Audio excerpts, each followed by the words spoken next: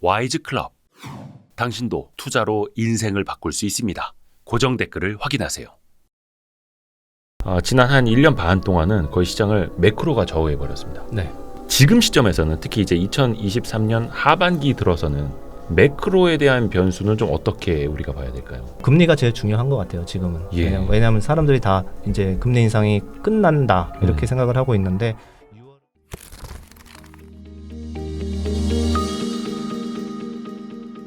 아니 근데 항상 그런 고민을 합니다. 특히 2023년 들어서는 연초부터 AI로 쫙 갔다가 로봇 관련주로 쫙 갔다가 그렇죠. 뭐 2차전지 뭐 랠리 쫙 갔다가 막 쏠렸더라고요.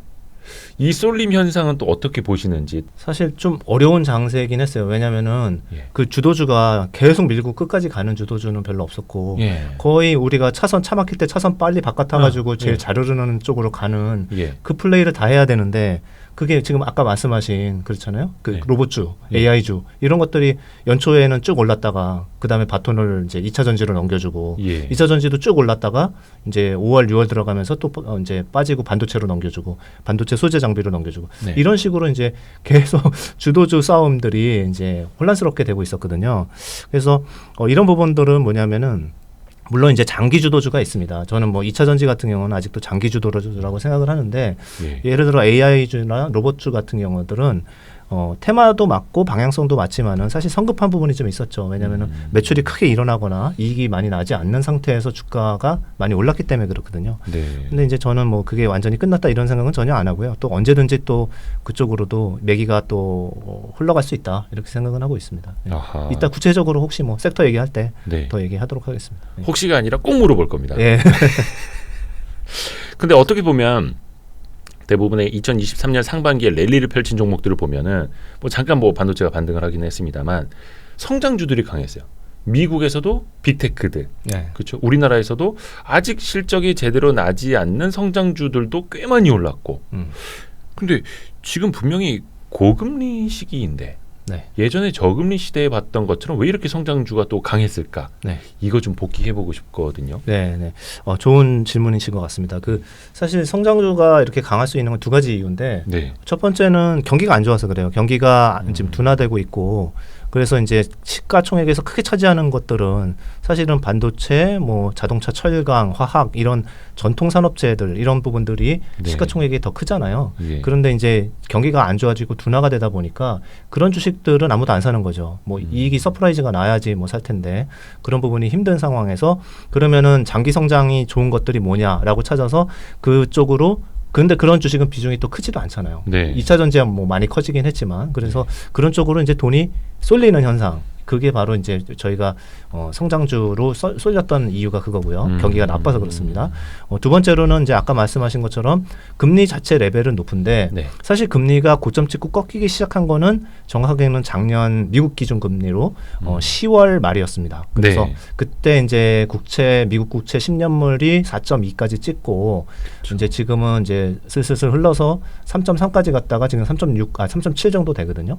그러니까 추세는 국채금리도 빠지는 상황이었거든요. 그러니까 이제 그렇게 생각한 거죠. 시장에서는 뭐 연초나 이런 때까지도 한 5월, 6월이면은 정책금리 인상도 거의 마무리될 거다.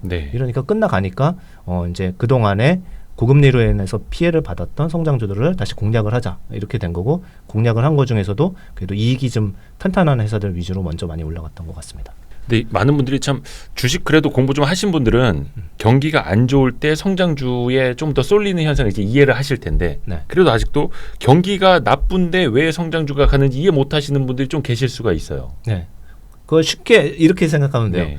그 바이오 제약 같은 회사들이 대표적인데 바이오 제약은 사실 지금 뭐 돈 버는 게 없잖아요. 그냥 계속 투자만 하고 R&D 비용 때문에 적자만 내고 이런 회사들이 바이오테크는 대부분인데 그런 회사들이 또 확 올라가는 시기가 있거든요. 금리가 아주 낮았을 때. 이럴 때는 특히 그렇고. 근데 이제 그런 회사들은 지금 사실은 경기가 나쁘거나 또는 뭐 금리를 어떻게 올리거나 큰 상관이 없는 섹터에 해당이 돼요. 그렇기 때문에 미래 이익, 미래 꿈이 있기 때문에 우리는 그거 보고 가니까 단기는 상관없어. 이렇게 가는 거죠. 그리고 이제 경기가 나쁠 때는 아까 말씀드린 것처럼 살 기업이 별로 없어요. 그러니까 성장이 좀 그래도 비교적 눈에 확실히 보인다 이러면은 글로 많이 모일 수밖에 없는 거죠. 그래서 그게 바로 엔터 주식 이런 것도 포함이 돼 있었고 그 다음에 2차 전지도 거기에 포함이 돼 있었던 거죠. 그 엔터랑 2차 전지는 대표적으로 이익과 수주가 쭉 나오면서 갔던 섹터거든요. 네. 그래서 아직도 이제 견조하다고 생각합니다. 네. 또 하나 여쭤보고 싶은 게 지난 한 1년 반 동안은 거의 시장을 매크로가 좌우해 버렸습니다. 네. 물가 상승률, 인플레이션, 또 그로 인한 기준금리, 또 그 전망 자체. 지금 시점에서는 특히 이제 2023년 하반기 들어서는 매크로에 대한 변수는 좀 어떻게 우리가 봐야 될까요? 매크로가 사실은 항상 제일 중요하죠. 왜냐하면 큰 바다의 뭐 조류의 흐름과 같은 거기 때문에 유동성과 함께 매크로라고 하는 그 경제 성장률 뭐 이런 부분들이 중요한데요. 지금 이제 안 그래도 이번 달에 좀 중요한 결정이 두 가지가 남아 있잖아요. 그래서 일단은 이번 달하고 다음 달에 그러니까 금리가 제일 중요한 것 같아요. 지금은 왜냐하면 사람들이 다 이제 금리 인상이 끝난다 이렇게 생각을 하고 있는데 6월은 이제 동결을 많이 할 거라고 생각을 하는 거고 7월은 다시 올릴 수 있다라고 생각하는 게 점점 늘어나는 것 같습니다. 그러면은 그건 어떻게 될까요? 좀 시장이 더 긴장을 해야 되는 걸까요? 아니면 그렇죠. 근데 이게 제 주장이 아니고요. 시장에서 그렇게 생각을 컨센서스가 하는 것 같아요. 점점 그게 강화되는 것 같아요. 그래서 제가 사실 뭐 자료를 하나 갖고 오긴 했는데 좀 보시면은 지금 물가가 6월 13일 날 나오잖아요. 그리고 이제 미국에서 CPI 그리고 미국 물가가 13일 날 나오고 그 다음에 6월 15일에 FOMC가 있습니다. 그래서 거기서 이제 동결을 하느냐 또는 그 동결은 할 것 같은데 거기서 7월 달에 우리가 또 올릴 수도 있다 이런 식의 뉘앙스를 많이 줄 건지 안 줄 건지에 따라서 주식시장이 좀 움직일 것 같거든요. 코멘트에 따라서. 그런데 일단은 6월 달은 저는 이제 동결이라고 생각하는 이유는 지금 여기 슬라이드에서 보시는 것처럼 일단은 물가가요 많이 떨어질 것 같아요. 5월 달 물가죠. 6월 달에 발표하는 5월 달 물가. 그 왜 그러냐면 이제 지금 예상치는 지금 CPI 그러니까 헤드라인 물가는 4.7 정도 보고 있는 것 같은데 예상치가 실제 이제 저는 이걸 많이 봐요. 클리블랜드 연준에서 발표하는 인플레이션 나우캐스팅이라는 거를 보는데 왜냐하면은 얘는 데일리로 업데이트가 돼요. 그래서 별일 없으면 그냥 숫자 그대로 유지가 되는데 별일 있을 때마다 계속 실시간으로 거의 데일리로 이렇게 움직이고 있습니다. 저거는 그 지역 연준인데 클리블랜드 지역의 CPI가 아니라 미국 전체 CPI를 자기네가 포캐스팅 예상을 해서 맞습니다. 데일리로 보여주는 거 매일매일. 친절한 연준이네요. 그래서 예상치에 아까 이제 컨센서스는 애널리스트들이 리포트 써서 올릴 때 그때마다 바뀌잖아요. 근데 여기 이쪽 연준에서는 실시간으로 이렇게 하는 몇 안 되는 사이트고 그러다 보니까 이제 약간 정확도가 더 높아요. 더 빨리 움직이고 높아요. 그래서 여기서 보시면 제가 빨간 박스 쳐놨는데 4.13으로 써 있잖아요. 그러니까 여기서 보는 거는 5월달에 물가가 4.13 정도 보는 거예요. 근데 이제 실제 컨센서스는 4.7이죠. 그러니까 너무 낮게 보고 있는 건 맞아요. 거의 그 5월에 발표된 4월 CPI가 전년 동기 대비로 4.7% 아니었던가요? 4.9였죠. 4.9였나요? 4.9. 저번 달은 4.9였고요. 지금 컨센이 4.7.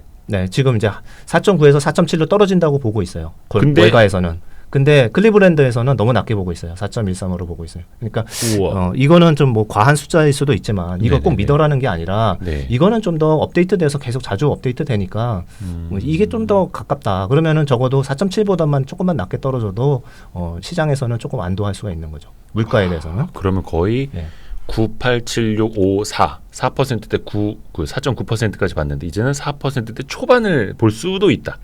초반을 볼 수도 있죠. 근데 뭐 하여튼 4.7에서 조금 둔화되지 않을까 이렇게 생각을 하고 있고요.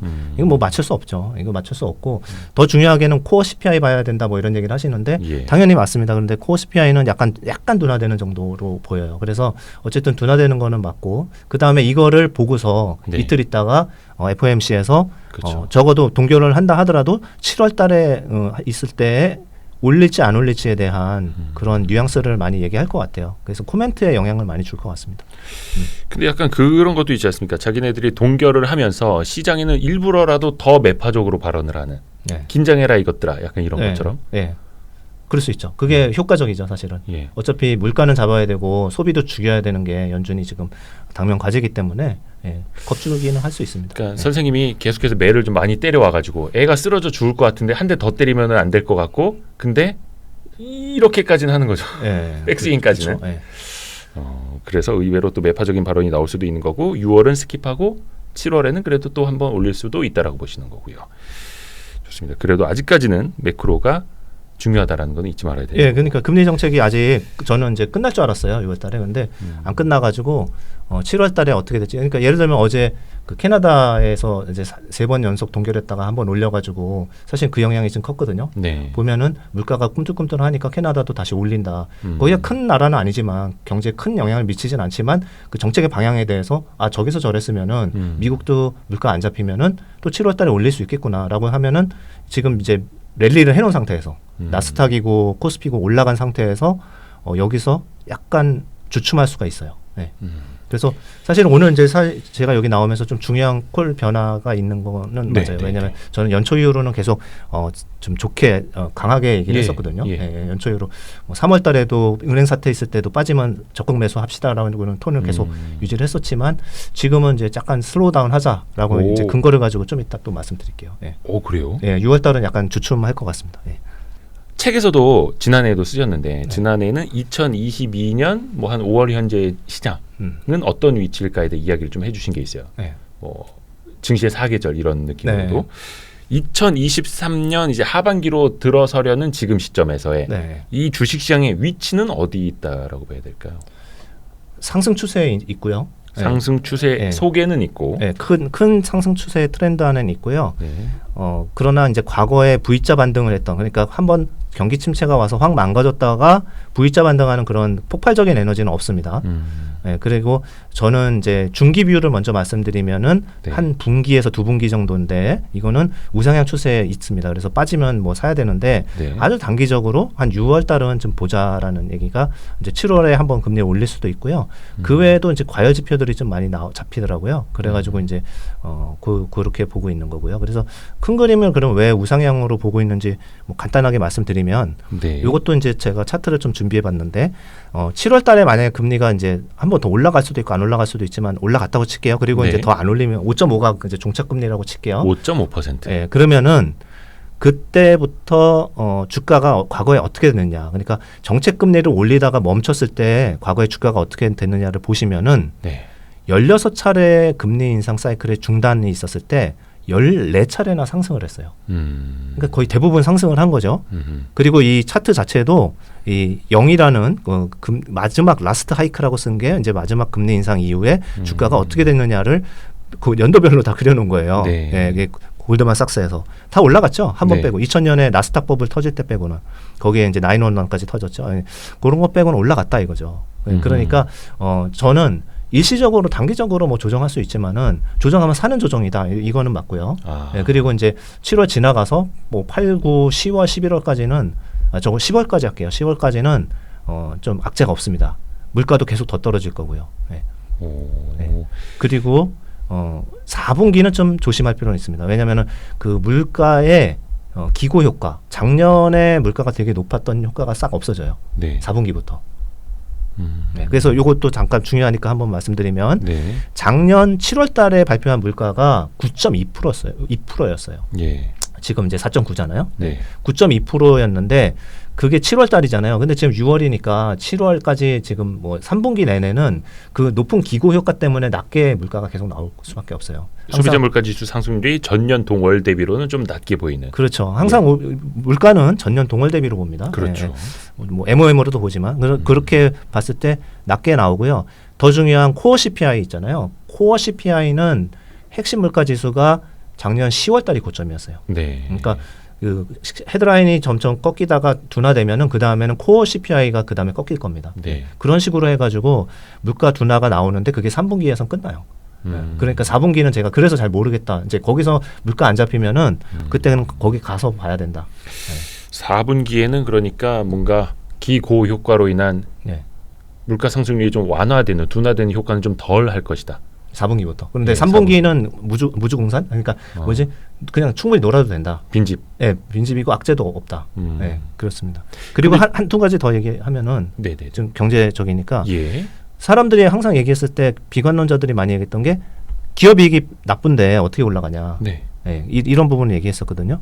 근데 이제 이게 그 6월 1일자에 그 팩셋이라고 하는 그 네. 이제 통계 사이트? 실적 전망해주는 사이트 제일 큰 겁니다. 그런데 여기서 보시면은 미국의 1분기 실적이 78%가 다 서프라이즈 냈거든요. 네. 그리고 지금 이제 추정치들이 이렇게 까만색으로 이렇게 그려져 있는 건데 턴은 계속 내려가다가 추정치가 이제 올라가기 시작했죠. 네. 네. 그러니까 애널리스트 추정치도 이제 올라가기 시작을 했습니다. 그래서 경기 중에서 우리가 기업 부분 이쪽에서 이익이 더는 이제 하향 조정이 끝났다라는 부분도 하나 있고요. 3분기에 좋다는 얘기 중에. 저 이제 향후 1년간의 실적 추정치. 네. 네.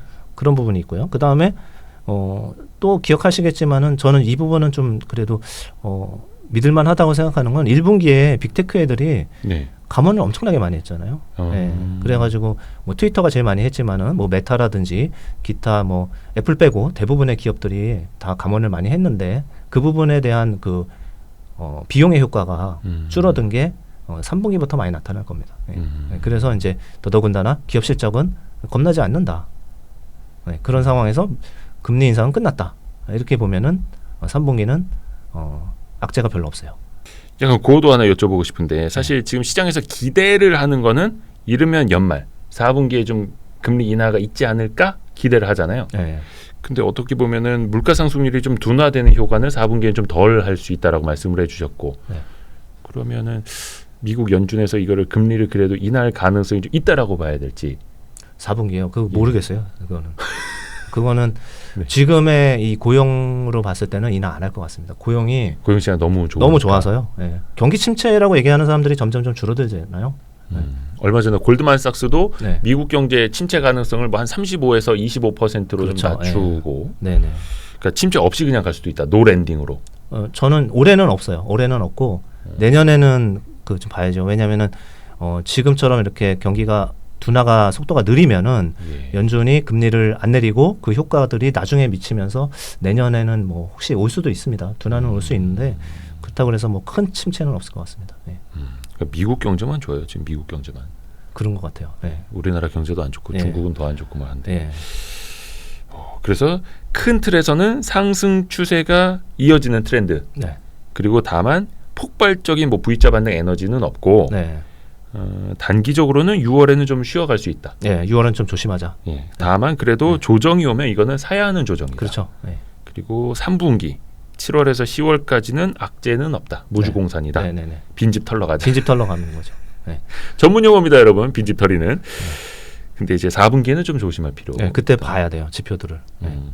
그때는 또 이제 저희 YSTV에 또 출연하실 테니까요. 계속 전문가들이 나오시니까요.